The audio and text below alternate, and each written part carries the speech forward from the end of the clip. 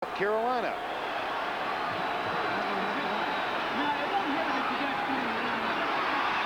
That catch is good. Darryl Nicklow, number 11.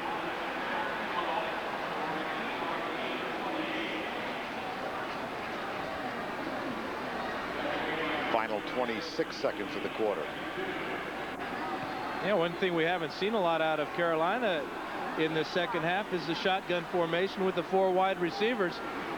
Tannehill took the ball from center that time, and it appears that's where he's going to receive this snap. 2nd down and 2. Probably the final play of the quarter. And they run the dive play.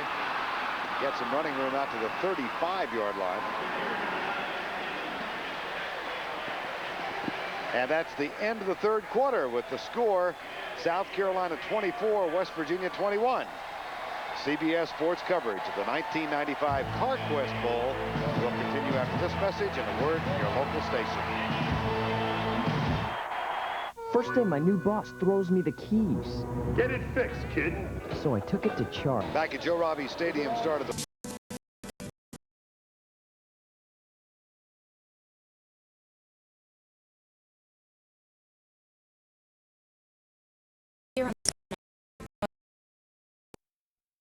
Kid.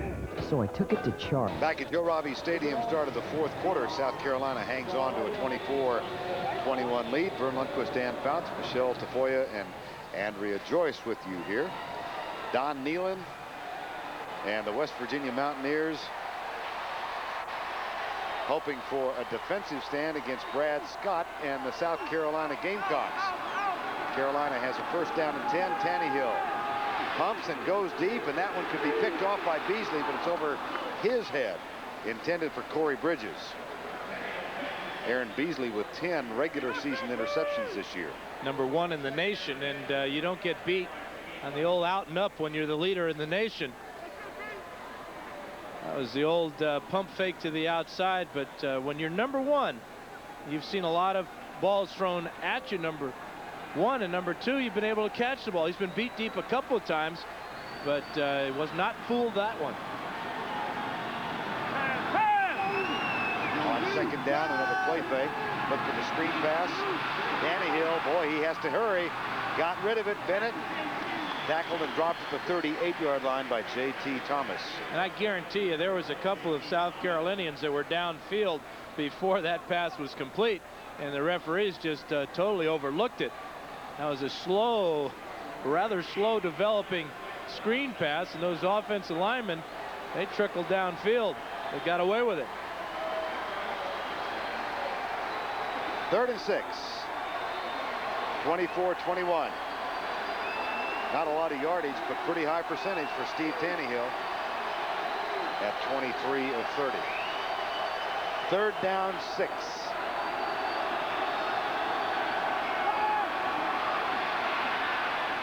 Has a man 1st down.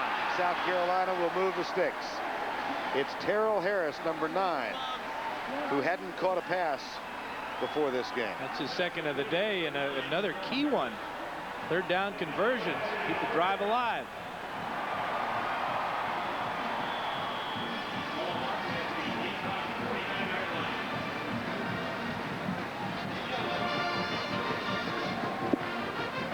.50 remaining. South Carolina trying to win for the 1st time ever in 102 years. Remember doing their 87 bowl appearance in the Gator Bowl against LSU. Here's Pritchett going left. Watch out. Still rumbling. 1st and goal, South Carolina at the 7-yard line. He ran through the entire Mountaineer defense and then stayed in bounds.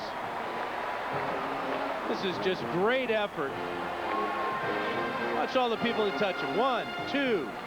2 go by. 3, 4 right there. And now he's down the sidelines.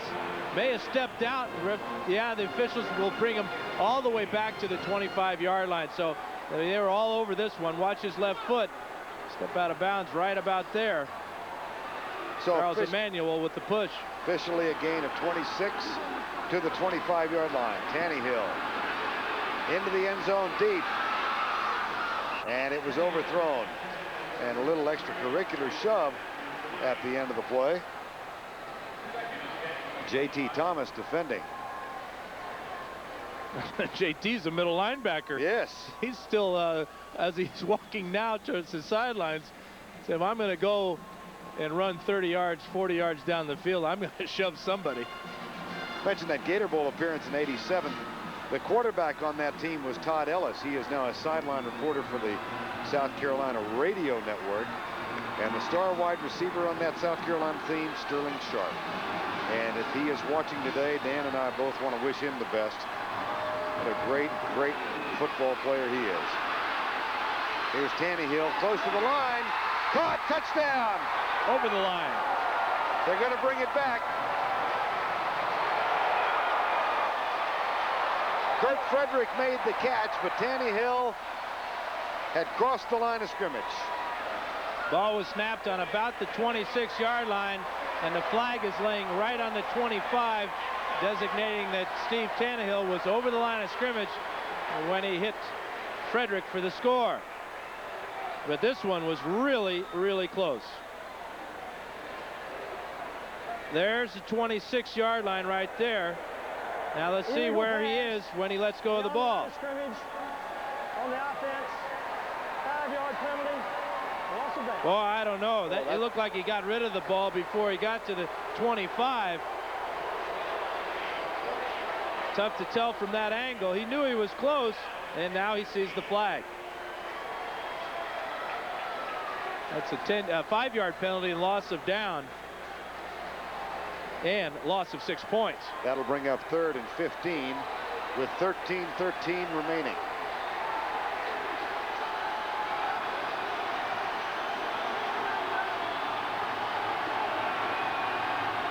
Shovel pass. Pritchett. 1st and goal at the 5. A gain of 25.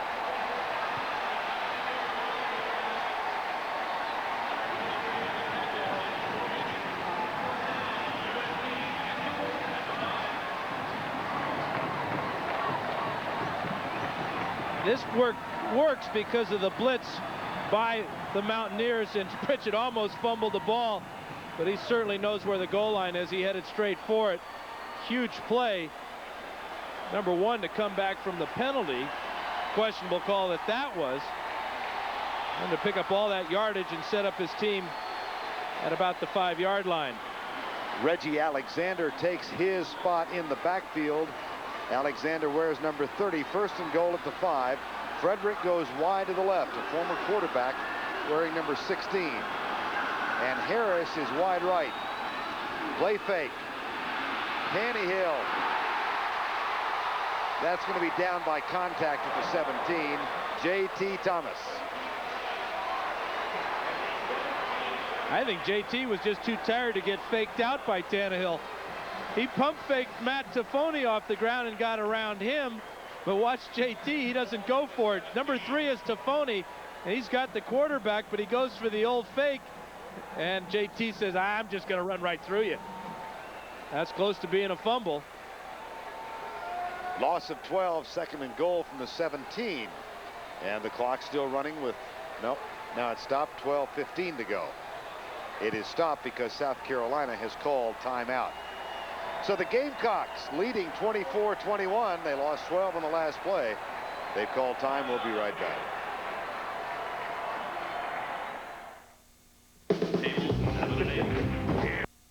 Closeness, ultimate comfort.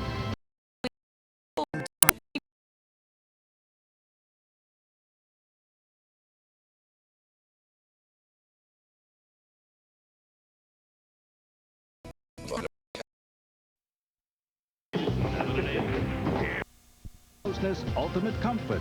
That's the edge. And by the new Greater Fort Lauderdale. You'll love what we've done with the place. We're in the final quarter of the 1995 Carquest Bowl. 12:15 remaining at Joe Robbie Stadium. South Carolina leads it by 3. They've got a second down goal at the 17. Had a touchdown negated because it was ruled that Steve Tannehill had crossed the line of scrimmage when he found Kurt Frederick for a score. Then Pritchett rumbled. Now there's a bit of a trick play. They try a fumble-rooski and nobody goes for it. Joe Troop is the ball carrier, number 34. And Puppy Wright is the guy that stayed home and made the tackle on the play. This is the play they tried to run earlier when Tannehill faked the injury. But look at here. The ball was snapped between the legs by Bridges to Trope. But there's Puppy Wright with the tackle. And again, they had the right personnel in the game that time. But I got a feeling, Vern, that noise you just heard was the playbook being torn in half, and that play being part of the half that they throw away. That's 0 for 2. 0 for 2 in the same game. Here's Tannehill. He's in trouble.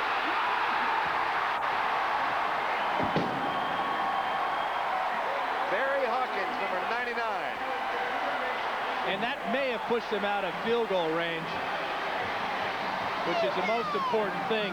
Trying to set up the screen off the sprint out to the weak side. Tannehill's going to come this way and then want to throw the ball back here, but watch all the Mountaineers come out and take this screen away from him.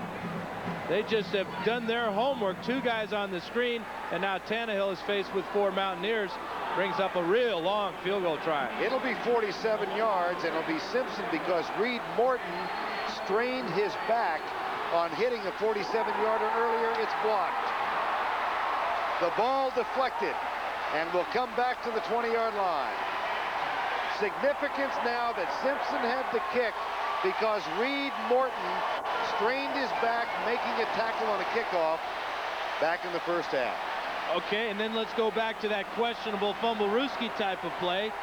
That went absolutely nowhere. The fake screen that resulted in the big sack. But before that, the pass play for the touchdown to Kurt Frederick that was brought back because Tannehill was ruled to be over the line of scrimmage. A lot of things happening there. This ball is drilled too low. This never had a chance. It looked like it hit John Browning in the side of the head. Watch how low Simpsons hits this one. Good snap, good hold. He knew that he didn't have a chance on that one at all. And as a result, West Virginia has the ball back, 1st and 10 with 10:40 to go. Walker coming left. Gets a block from Barber. And moves it out to the 45-yard line. A gain of 16.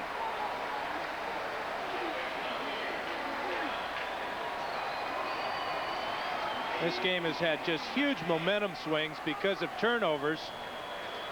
And you almost have to consider a blocked field goal a turnover because it results in about the same thing. First down at the 46. Burnell, who's got 2 touchdowns in this half, in motion. And they slip it up the middle. Gain of maybe a half yard. All right, now let's go and check in with Michelle Tafoya. Well, guys, I am sitting with Cindy Harper, who is the fiance of Chris Click, who is majoring in art education, minoring in python maintenance. Talk about this python that needs to be fed a 10-pound rabbit every Sunday. Who fed it yesterday? Oh, my gosh. We could not find anybody that would feed it. I mean, we're going to wait till Chris gets back to feed it. And what about these tattoos? There's one on the arm. You said it was a demon of some sort? It's a demon ripping out of his skin.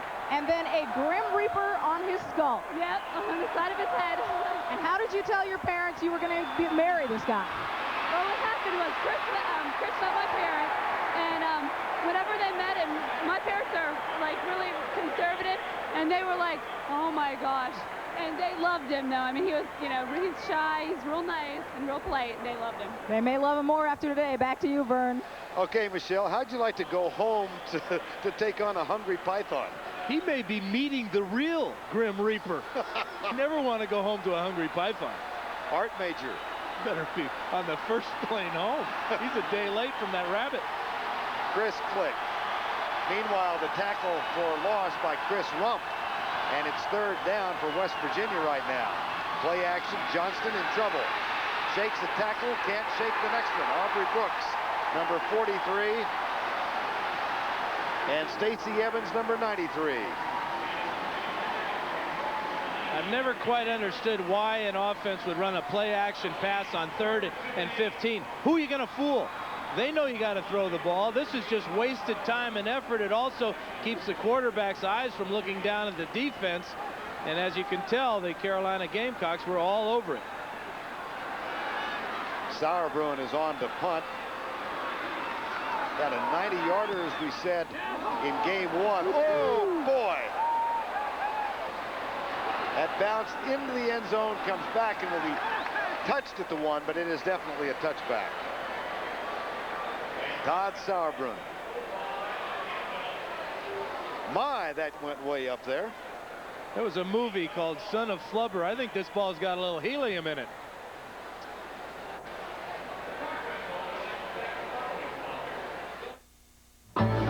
Making it to the Pro. p.m. Eastern. That's all tonight on CBS. Tannehill hands it off. And Bennett moves it out to the 33-yard line. Charles Emmanuel, number 2, makes the tackle. Final 8 minutes and 5 seconds. Bennett seeing everybody else running wild. Pritchett for his ball club and Walker for the Mountaineers, and this is his best run of the day. Picks up a first down. Gain of 13, first down at the 33. Clock at 7:49 and running now. Backs in the eye. Bennett again has Pritchett leading the way. And another nice run out to the 41-yard line. Interesting, in talking to both coaches, they felt that they could wear the other team down because of the conditioning wouldn't be the same as a regular season. These players have had a month and a half off, but it appears that both defenses are wearing out. They're being run on by the opposing offense, and right now it's going to be the team with the ball last that's going to win this game. 2nd and 2. 7:09 remaining. South Carolina 24, West Virginia 21. They slip it on the dive play, left tackle. Well, we've talked a lot about the 102-year history of bowl games in which they've not won. It began with the 46 Gator Bowl. There really hasn't been 102 years. No, I didn't. It's more like 48 there, and a lot of Gator Bowl losses in a lot of high-scoring games. They've given up a lot of points in that time. The defense for Brad Scott today has done a great job of coming up with key turnovers. See, his part of his support staff on the sidelines are his 2 sons, Jeff and John. During that last time out, John, who's 11 years old, is a water boy. And he was out not giving water to the Gamecocks. He was giving water to the officials. Now, that is good coaching. When your dad's the coach, you're looking for your first one. It's time to slip some to the officiating crew. There are the 2 boys, Jeff and John.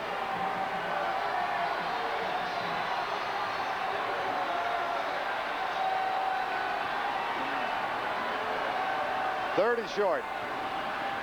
Oh, man. J.T. Thomas. And we haven't even talked about defensive players being the player of the game, but this guy has had a heck of an afternoon. This is why you play middle linebacker. This is the type of performance you got to have. Short yardage. Watch number 41 shoot the gap and then send the ball carrier backwards. Brings out the punter. And how big might that play loom? Watch number 41, right side of the screen. He hits Pritchett right in the backfield, and Pritchett goes the other way.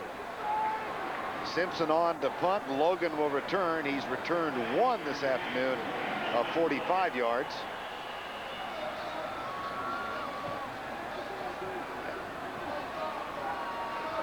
And now we're going to see what the delay is here. Delay. 5 yards. That's what the delay was. You'd almost expect Carolina to come up with some fake off of the punt formation, but they've had such bad luck with their 2 previous trick plays. He's sure Simpson's going to kick this one away. So West Virginia is going to get the ball back with about 5.5 minutes remaining in the game. And they trail by 3, 24-21. That will be returned, perhaps. No, it's sliced out of bounds. Simpson shanked it left. West Virginia gets it back, trailing by 3. 24-21, South Carolina leads it. I'm standing by with George Rogers, South Carolina alum and 1980 Heisman winner. What does this team do to need to keep the lead and hold on? Our defense need to keep playing hard. West Virginia seemed like they found a groove, and our defense need to shut them down a little bit. You were with the Redskins in '87 when they won the Super Bowl. What would it mean to this program to win a bowl? Oh, real big. Brad is his first year, and he does such a great job. And it'd be a shame if we didn't win this game for him. Thanks a lot, George. Vern, let's go back to you. All right, Michelle, we've got 5:24 remaining in the ball game. And West Virginia has a first down at its own 35-yard line. 24-21. Johnston with a play fake. Fires left side, and Abraham was all by himself and did not realize that Corey Bell had slipped down.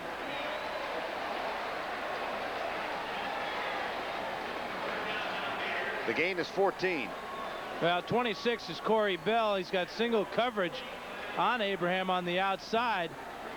And there he goes on the ground. Abraham could have picked up at least 5 more yards, maybe more. 24-21, 5:18 remaining. First and 10, West Virginia at their own 49.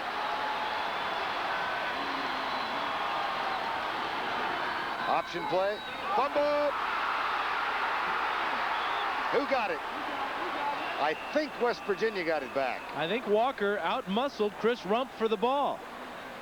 Looked like Rump had first shot at it. And Walker has a little bit more motivation and desire knowing that he dropped it. He beat Chris Rump to it. Watch Rump 58. Ball's on the ground right there. And that's just real strong desire and strength by Robert Walker to get it back. 3-yard, 4-yard loss, though. Second down and 15. Walker now with 132 yards in the game. And touchdown. Draw play. Barber slips a tackle and puts that 240 pounds going straight ahead. Gain of 8. Wisconsin won earlier today. Alabama and Ohio State have been having a heck of a tussle all afternoon. USC and Texas Tech. Whoa. In the Cotton Bowl. The other USC. Yes. And the Fighting Ducks play this afternoon against Penn State. That's right. 4 minutes to go. Johnston looks right. Incomplete. One hopper across the middle. It'll be 4th down. West Virginia has a decision to make now. Oh, big time decision too, Vern.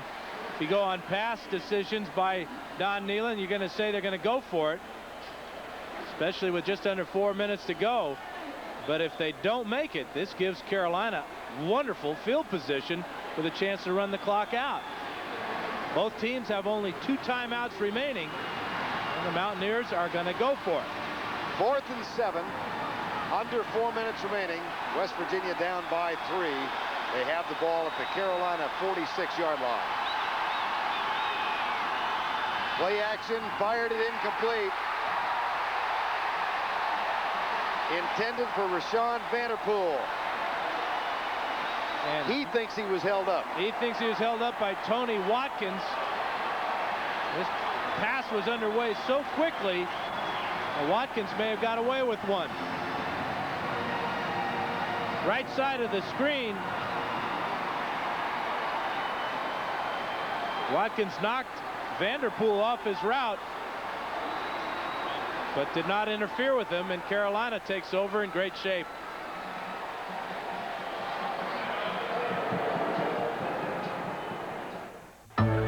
Making it to the pros. Take takes a certain... Tony Watkins right here. Let's see if Vanderpool has a complaint as he tries to get inside the defensive back here.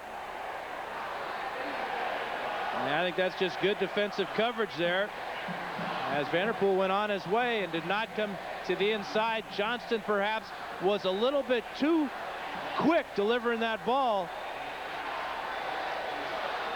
Pass incomplete. There's Rashawn Vanderpool, and South Carolina, in quest of its first bowl victory ever, will try and hold on for the final 3:52.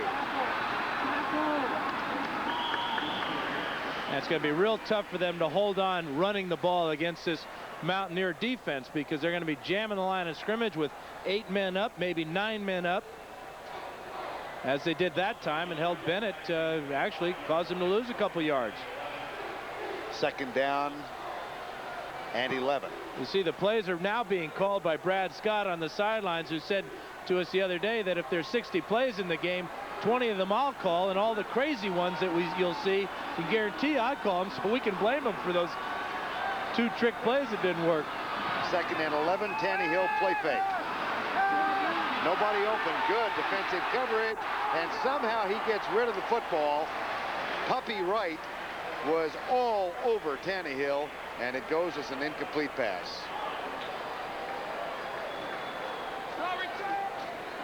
Here's Puppy number 4 right here, but it's good pressure again. Gamecocks are going to try and fake the run, but Puppy is just relentless, and Tannehill does just an outstanding job of getting the ball to an eligible receiver in Stanley Pritchett. That is close to being thrown to just anybody. Toby Cates comes to the right side. He's been a non-factor today. He's the leading receiver and stayed Tannehill's favorite throughout the season. Shovel pass again. Pritchett breaks loose. Oh, what a huge play. First down, South Carolina.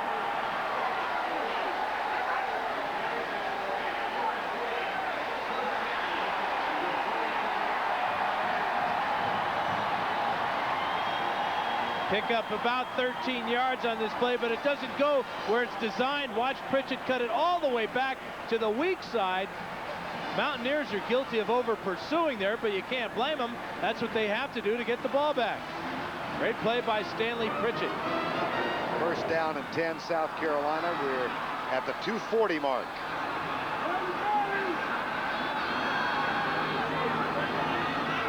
Now they'll try and keep it on the ground. And Bennett picks up about 3 inside the 40 to the 39. Timeout, West Virginia. That's a smart call. They got to start stopping that clock. They only have 1 after this, though. 2.5 minutes to go. Clock is stopped with 2 minutes and 29 seconds remaining in the game. South Carolina up by 3. First day my new boss. Robbie Stadium. Today's overhead shots are there. Second down.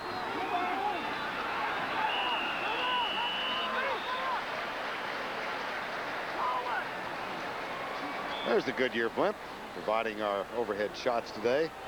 And at the controls, Captain Richard Daniels from Burbank, California. And a player is down for West Virginia. That stops the clock with 2:21 remaining. I believe it's Canute Curtis, the rush linebacker for the Mountaineers.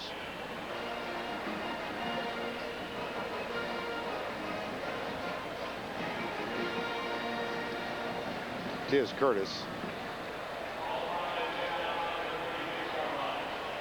Tannehill talks it over with Brad Scott.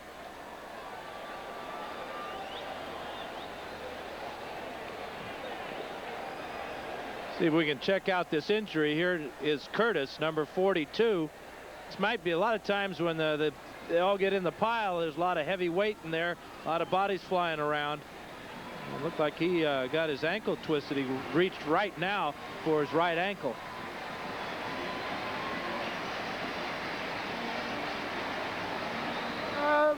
Be a 3rd and 3.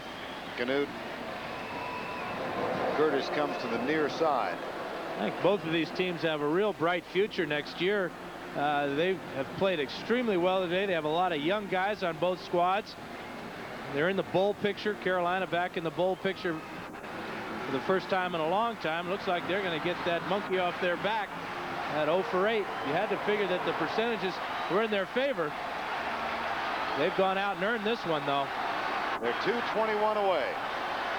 West Virginia can stop it one more time. 3rd and 4. Draw play.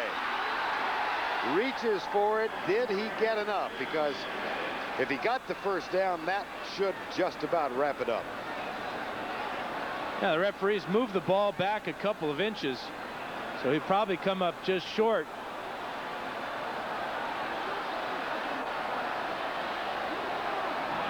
Take a look, see just how close this one is. Heck of an effort at the end of it, though, to reach out for it. Yep. The referees took some of this back from him. Like after he hit the ground, they rushed up and moved the ball back. A weak side run that cuts all the way back over the strong side.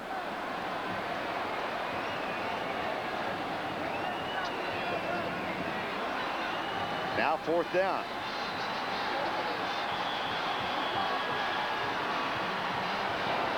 2:10 and the clock running. 4th and inches, and they'll take as much off the clock as they possibly can. Might even let it wind down. There's 10 seconds, 9, and then call timeout. I think that's what he's got in mind. Real good clock management, Vern. Use as much time as possible. It doesn't matter if you call a timeout. Important thing is to know exactly what play you're going to run. Let those big hosses up front get a little water. Get ready to go. Steve Tannehill and Brad Scott. Carolina's 151 away from the win. Mike Klein's been my State Farm agent for 9 years, and he's been a coach. With 151.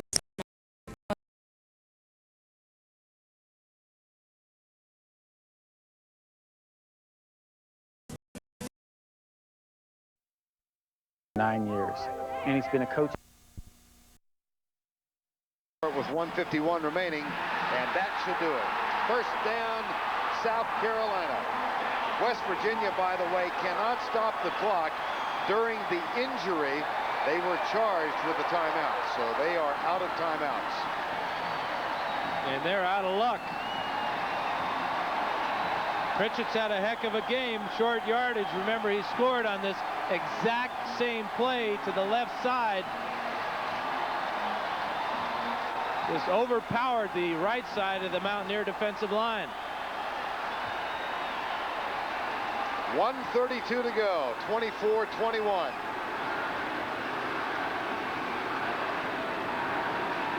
Right side. Stanley Pritchett fumbles the ball into the end zone. Still loose.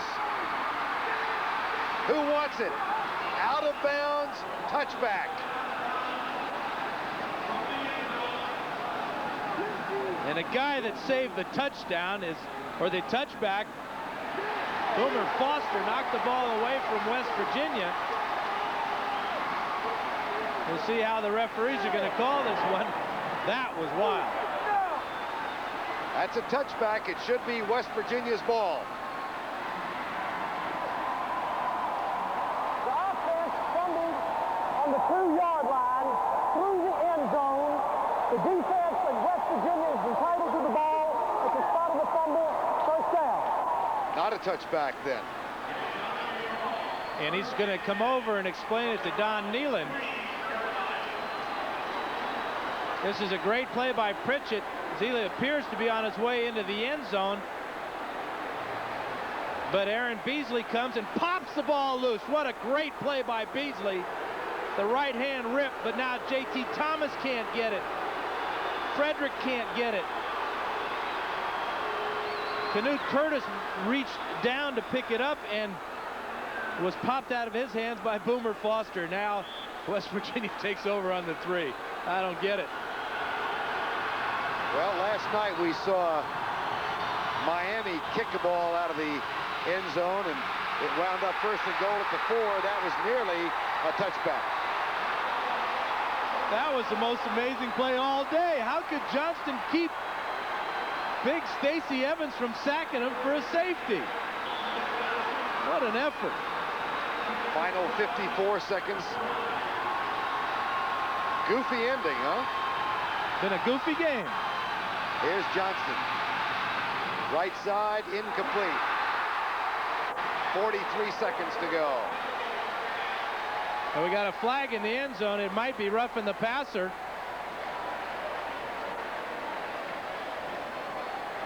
As Johnston was leveled.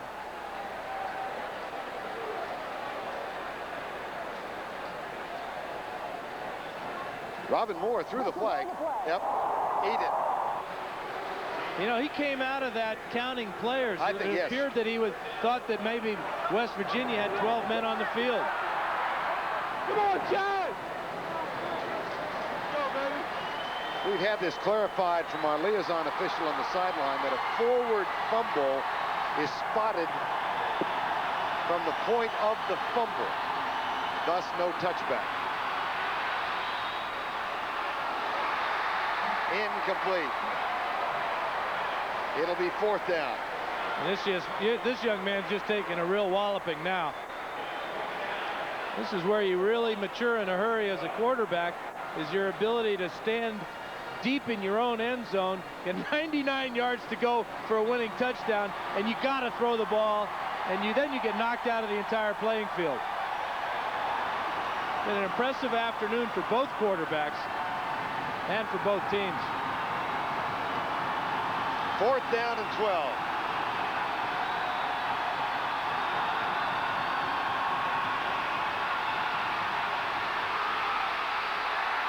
Got it to Barber. But it's not enough, and the ball goes back to South Carolina. And they can start lining up at the airport in Columbia because the Garnet and Black are coming home with their first bowl win. Chad Johnston, meanwhile, valiant in the end zone. He's a pharmacy major.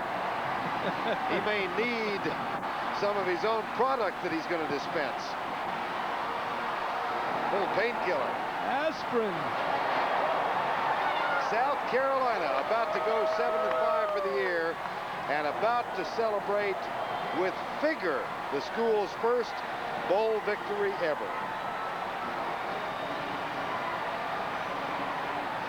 This ought to be that old trick play where the quarterback kneels down. Yeah, I don't think we're going to see there you go. Fumble-Rooski 3. The sequel. Steve Tannehill for the afternoon. 26 of 36 for 227 yards. And he ran in for a touchdown, one of the more impressive plays of the day.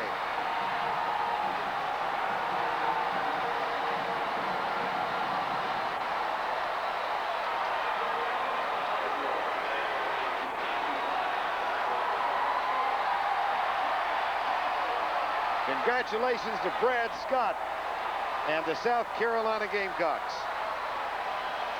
Right now, let's go down to Michelle Tafoya. All right, Coach, 108 years, the streak is over. What's going through your mind right now? Well, I tell you, I'm so proud for our players and our fans. These Gamecocks they've waited long enough for this. Our players did a great job. They refused to lose. West Virginia made it close. They looked like they were going to refuse to lose too. What was in your head when that fumble happened? Well, I thought it can't be any harder than this. You know, all the bad things go through your mind. I was really wondering, you know, while we ran that last play, that was my call, and maybe we had enough time just to kill the ball there. All right, Coach, congratulations. Vern? Thank you.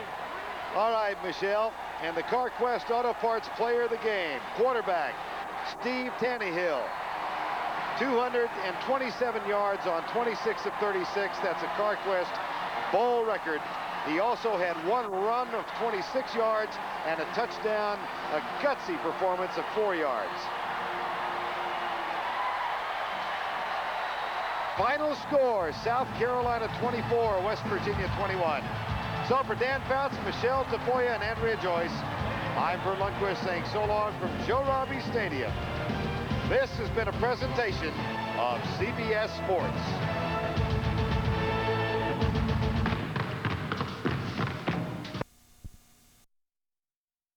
Side help and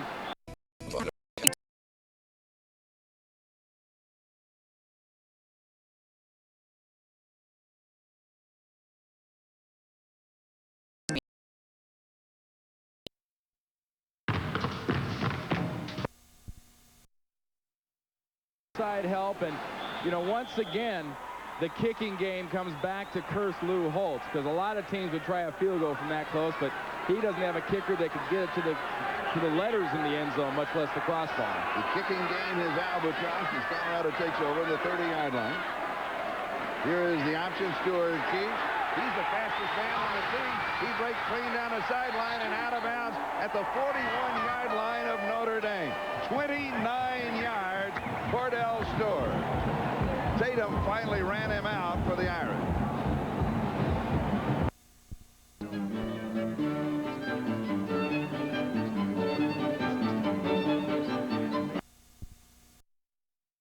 In the Carquest Bowl and return home to a hero's welcome. Nightcast is next.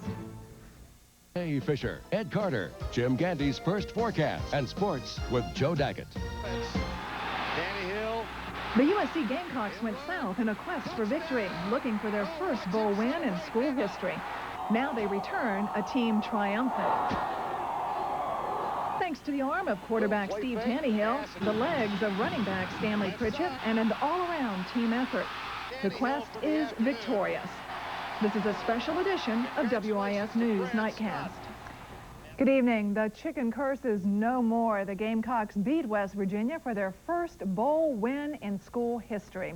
Rick Henry's here now with an early look at USC's victorious quest. A little nerve-wracking during that fourth quarter, Rick. Well, all throughout the game, it was a little nerve-wracking because little things kept happening, and the Carolina fans had to be wondering, oh, no, not again. Even the most diehard fan had to be thinking about the chicken curse throughout today's game. You kept waiting for Carolina to self-destruct, but it never happened, as they refused to be denied in their quest for victory. The Gamecocks swarmed the field at Joe Robbie Stadium in Miami, and this is a good omen for Carolina. West Virginia fumbles on his first play from scrimmage. Aubrey Brooks makes the recovery for USC. That leads to a 2-yard touchdown pass from Steve Tannehill to Boomer Foster, 7-0 USC. It looks like Conkey did some shopping in South Florida, or else he got a bad Christmas present. Tannehill has a good day passing the football. He was 26 of 36 for 227 yards. There he goes deep to Marcus Robinson for a big gain. That set up a Reed Morton 47-yard field goal for a 10-0 lead. Robert Walker's the main weapon for the Mountaineers with 132 yards rushing. His 24-yard touchdown makes it 10-7. But Tannehill says, hey, I can run the football. Watch him leap into the end zone. At the half, Carolina leads 17-7. Third quarter, Chad Johnston to Lavette Purnell. The lead is down to 3, 17-14. Again, the Mountaineers driving, but freshman Ben Washington makes a big play for the Gamecocks. He returns the interception 43 yards to the WVU 47. Now, Brandon Bennett will break loose for a long run, but watch what happens when he tries to shift the football from his right to his left arm. He fumbles, but he recovers at the 5-yard line. 3 plays later, Stanley Pritchett takes it in to make it 24-14. Carolina hangs on to win the Carquest Bowl 24-21 over West Virginia, and it does seem like Brad Scott has ushered in a new era for South Carolina football. And the excitement surrounding today's victory follows a week-long buildup of anticipation and activity down in Florida. And we've had our own team in Florida bringing you all the action. And we're joined now by Joe Daggett and Tom Johnson from the Marina Marriott. And guys, it really had to be thrilling to be there to see this game in person.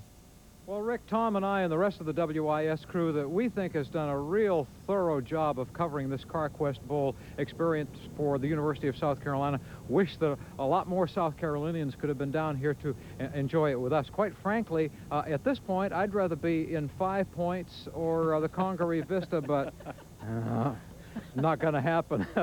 I thought I'd seen happiness when South Carolina beat Clemson earlier this fall, and then last night we went down to the Orange Bowl and saw those Nebraska fans in a state of delirium after their team defeated Miami, but we saw something this afternoon that topped it all. The Carolina kids were so happy, and Tom, you spent the day hobnobbing with the fans, and they were out of their tree too, huh? Well, you know, Joe, I think a lot of fans out there may be still wondering if this is for real. Well, here's the answer right there. Carolina 24, West Virginia 21.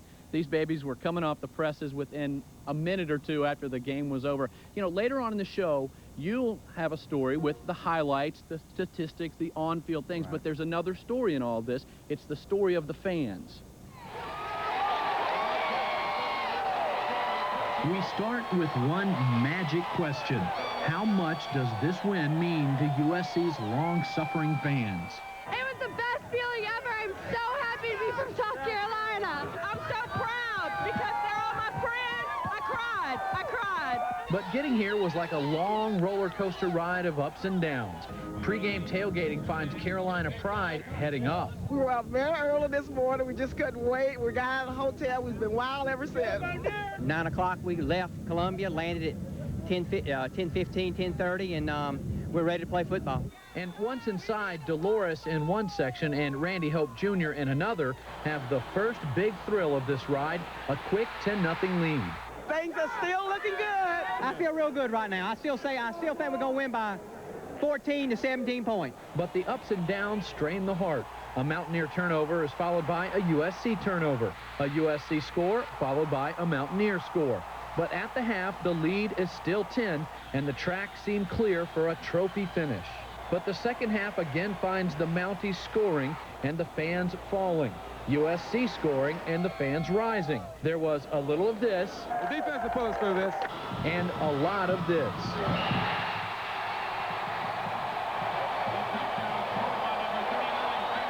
How big you think that touchdown was right there for this game? Very large, huge. But when the ride is over, it's only this that counts.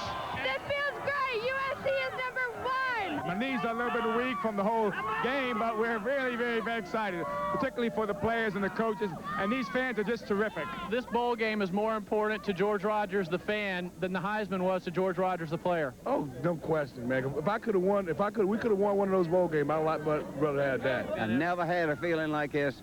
This is even better than beating Clemson.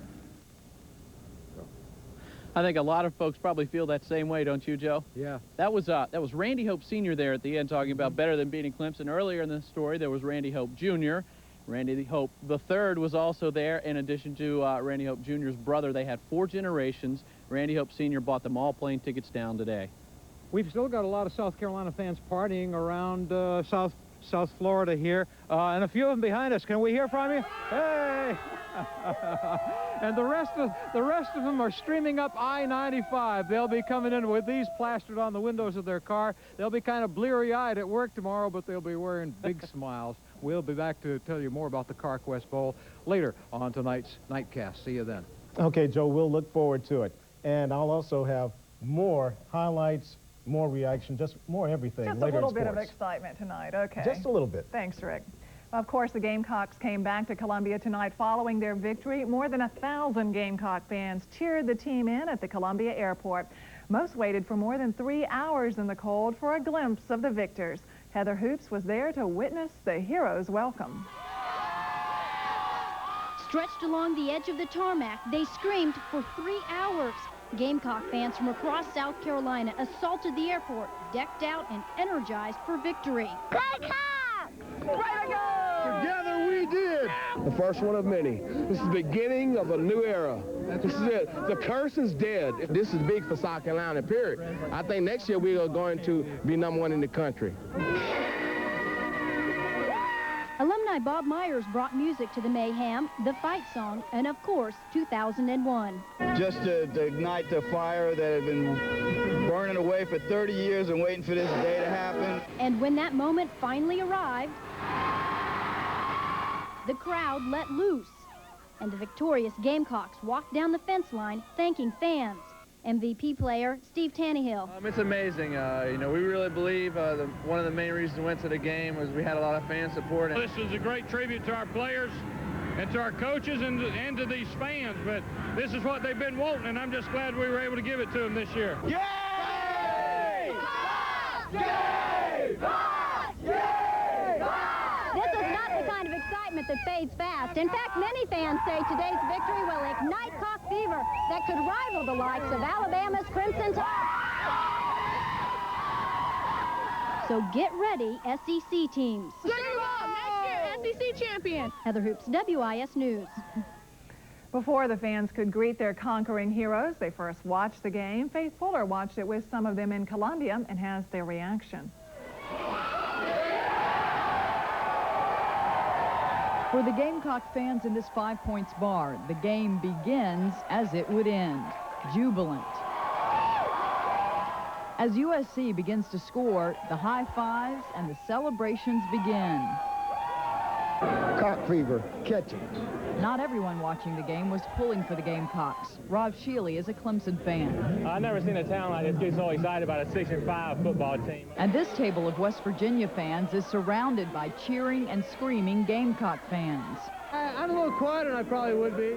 But the Gamecocks persist, both on the field and in the stands.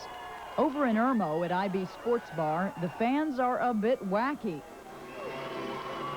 a bit hysterical. And this guy is doing the chicken dance.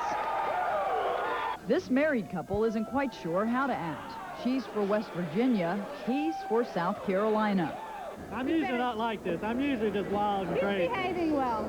I have to protect her in this bar with all these Gamecock fans. Some folks in the bar didn't seem to care much for the game, at least not the football game.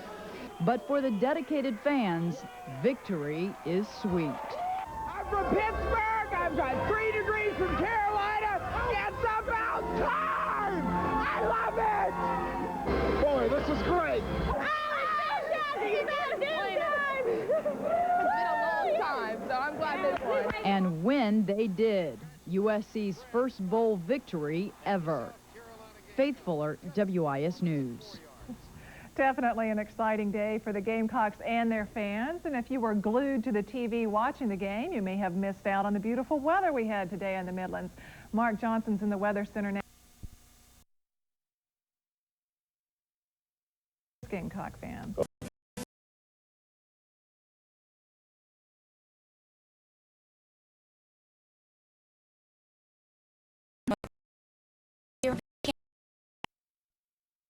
Mark Johnson's in the Weather Center now.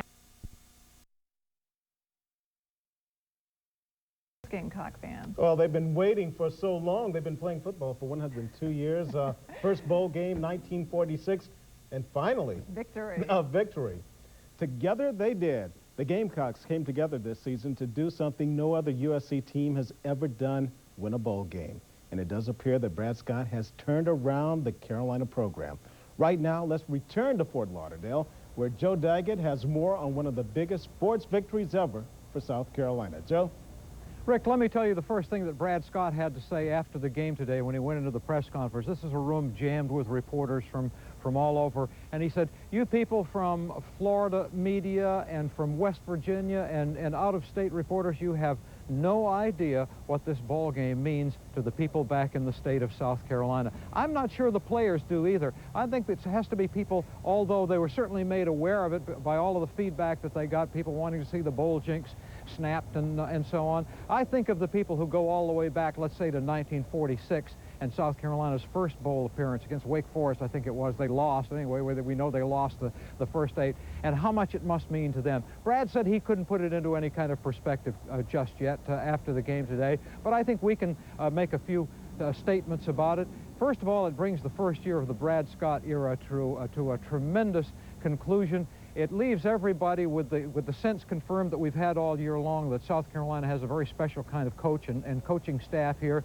and that the sky's the limit in the future. Well, there are going to be a lot of downs along with the ups, of course. We know life and experience tell us that, but certainly everybody has a good feeling about this football program at USC that seems to be amply justified by what happened here today. Let's take another look now at this historic Carquest Bowl victory.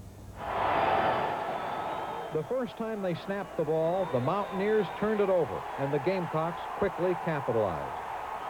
Boomer Foster, one of the seniors who wanted this win so badly, gathered in a Steve Tannehill pass for a 7-0 lead. Second quarter, Carolina lulled them with short passes, then hit the deep throw to Marcus Robinson, a pass actually thrown short, but good for 42 yards. That set up a monster field goal of 47 yards by Reed Morton for a 10-0 lead. Morton was later knocked woozy tackling kickoff returners. WVU never quit and never was out of it. Robert Walker meets no opposition en route to a 24-yard score that cut the margin to 10-7. What hitting this game had. James Cummings makes the catch and pays the price.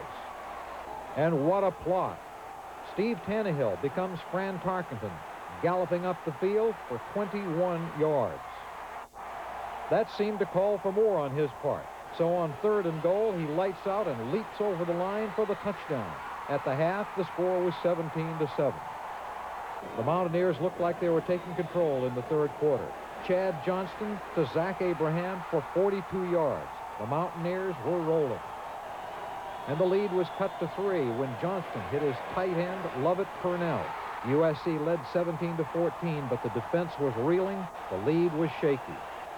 That's when Ben Washington made the game's big defensive play, picking off a tipped pass and refusing to go down until he'd returned the ball 42 yards across midfield into Mountaineer territory. The fans were emotionally wrung out by this time, but had to endure much more before it was over. First, it was Brandon Bennett, inexplicably losing the ball at the 5-yard line. But the Gamecocks always had an answer in this one. In this case, it was Stanley Pritchett sliding off the pile to score the eventual winning points. 24-14 was the count. The Mountaineers had answers of their own, too. In this instance, Purnell again to make it 24-21 with a quarter remaining. The 4th quarter was excruciating. This pass to Kurt Frederick could have locked the ball game up, but it was called back by a controversial penalty. The Gamecocks advanced to the 5, but 2 sacks threw them back. The chicken curse would not relax its clutches easily. And this was the final crazy twist. The Gamecocks could have run out the clock. WVU had no timeouts remaining. But Stanley Pritchett lost the ball into and out of the end zone, giving WVU one last desperate shot at a win. And one last time, the Carolina defense rose to the occasion, bringing the game and the curse to an end, earning Brad Scott a shower and South Carolina a 24-21 success in their quest for victory. We finally got our ring, baby. We finally got our ring. The long time everyone's talking about the chicken curse. It's over. Chicken curse is over, baby. How does it feel? It feels great. It feels great. First ever. Our fans up here.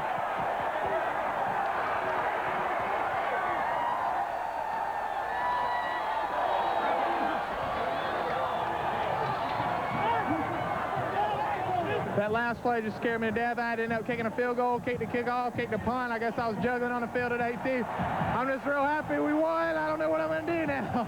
Well, that's the trademark of this year's football team, is that they just never quit.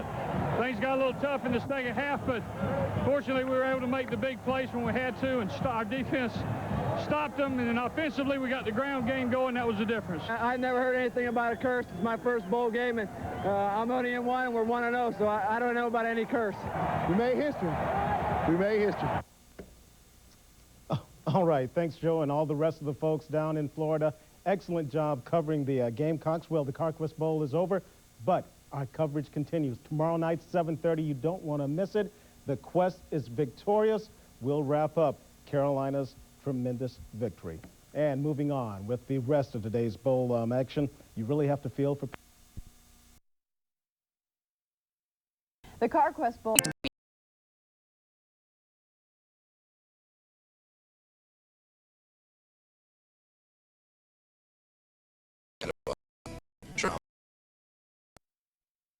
action, you really have to feel for... The Carquest Bowl pulled thousands of South Carolina fans down south to Miami for the big game. And you can imagine the hysteria of the fans watching their team pull through for a victory over West Virginia. WIS was there for the excitement in Florida, and Tom Johnson was in the thick of the crowd as the fans cheered on the Gamecock team.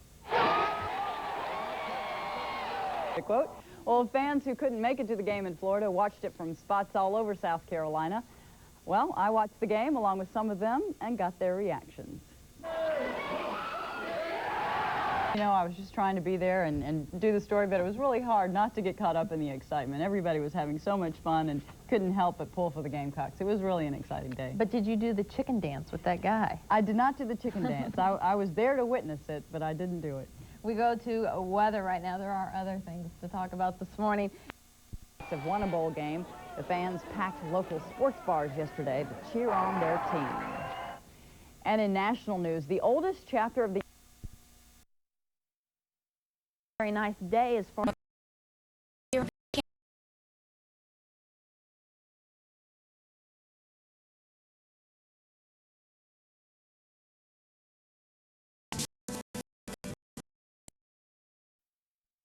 National news, the oldest chapter of the very nice day as far as what it looks like.